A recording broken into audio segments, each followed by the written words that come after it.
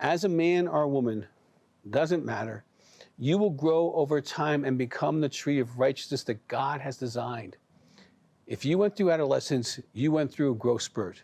Somewhere in late junior high school or early high school, when you were growing, you could not eat enough.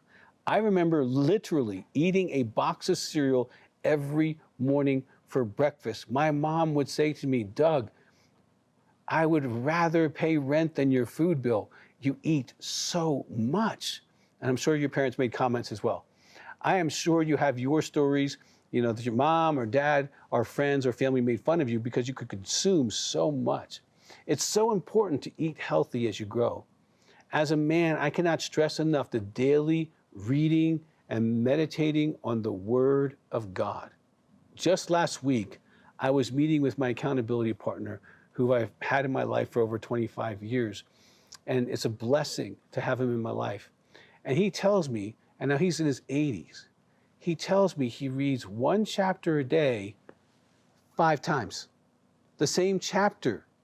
And he's getting so much out of it as he rereads that chapter again and again. He's like, it's like the scriptures come alive to me in a new way, Doug. It's like I've been reading it for decades and decades, because he's been saved for probably 50 years or more. But he's got a new discipline about the Word of God, and he lights up when he talks about it. We must read the Word of God. It's so important.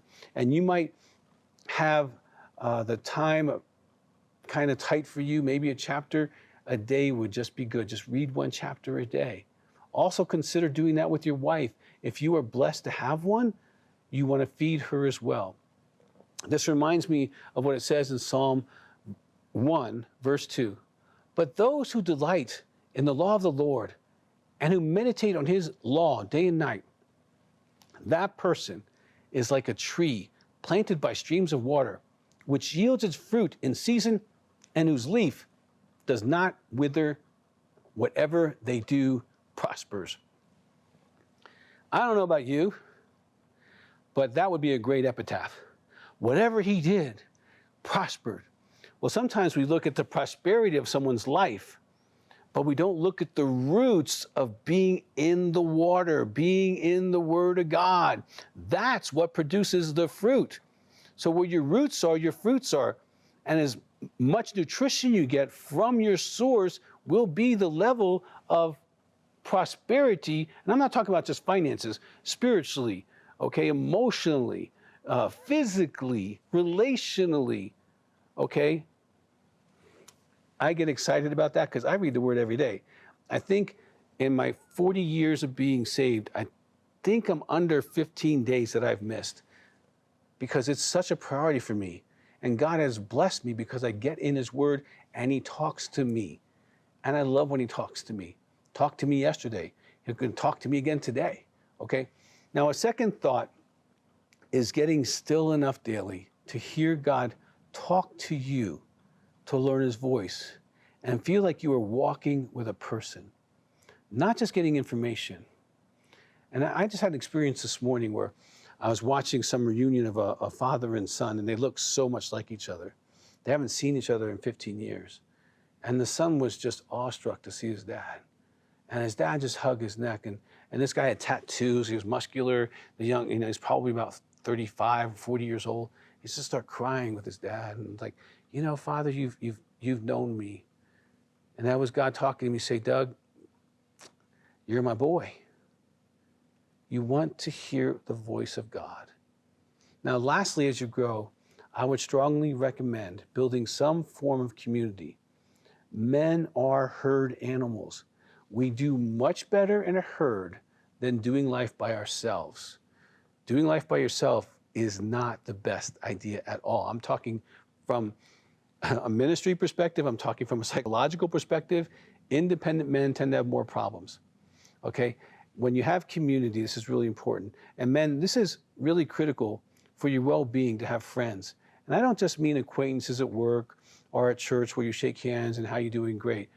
Ask yourself, who do you share your dreams with outside of your spouse and your family? Who can you as a man be weak with, be vulnerable with?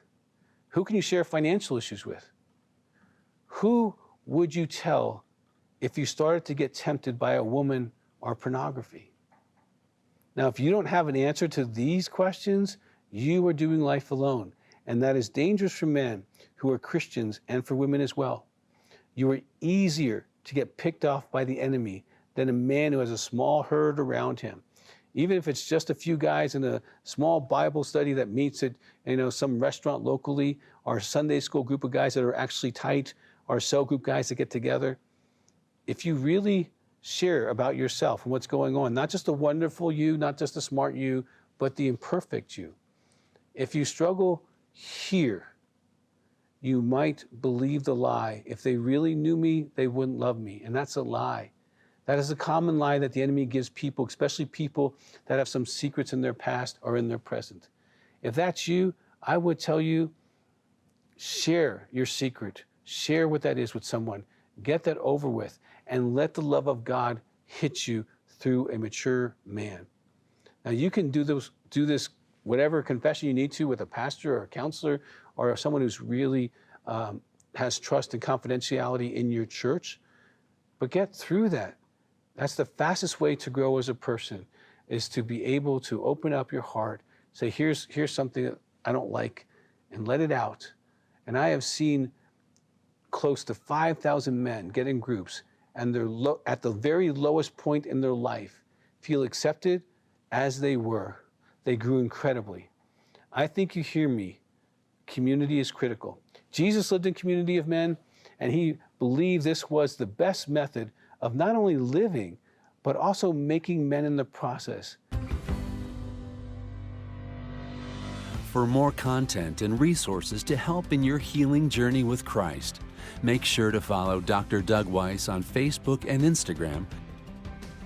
If you'd like to share full episodes of this show with friends and family, subscribe to Healing Time Ministries on YouTube, and feel free to leave us a comment on any of Dr. Doug's social media platforms.